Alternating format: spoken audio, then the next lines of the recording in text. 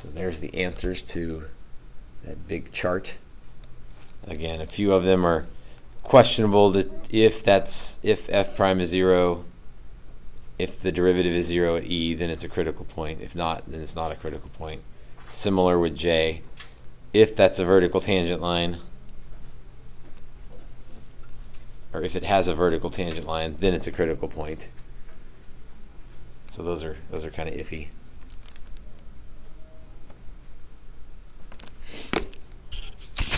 All right, then just left 2 on the very back.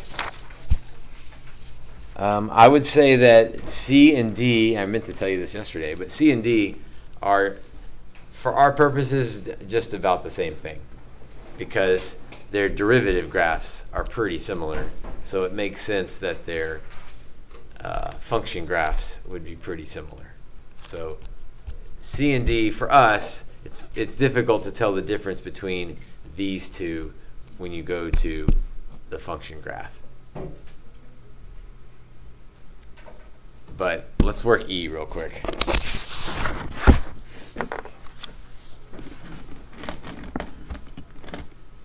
see, get all my colored pencils out here to label stuff.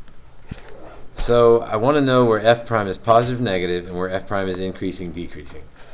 So f prime is negative, right?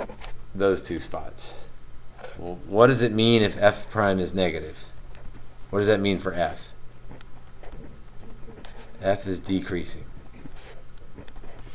Now, I mean, some people can do all of this like without writing notes. They can just kind of think it all and put it on the graph. I can't do that. I need to like write it out.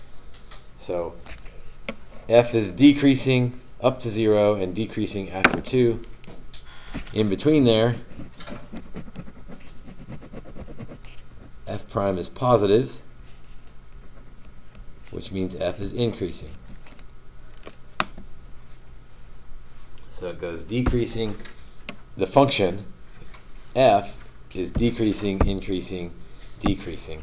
So what does that mean? What kind of point is going on at x equals 0? A minimum, because we're changing.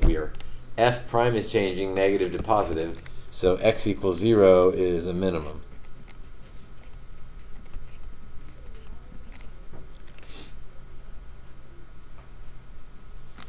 And how about at x equals 2? What's happening there? Yeah, f has a relative maximum because f prime is changing positive to negative. And I don't have any points to like anchor the graph or start the graph or know what it goes through. So my minimum and my maximum, it doesn't really matter where I put them. So minimum, I mean, it probably should be low somewhere, and my maximum should be up higher somewhere. So there's my mins and my maxes. And that's going to fit with decreasing, increasing, decreasing. All right, next I need to worry about concavity. So that has to do with whether f prime is increasing or decreasing. So this way, like that part, what's f prime doing in terms of increasing or decreasing? F prime is increasing. What does that mean about f double prime? Positive. And what does that mean about concavity? Concave up.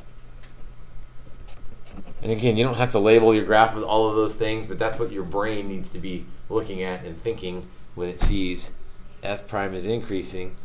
Okay, that means the second derivative is positive. That means we're concave up all the way to 1, and then we're concave down after that.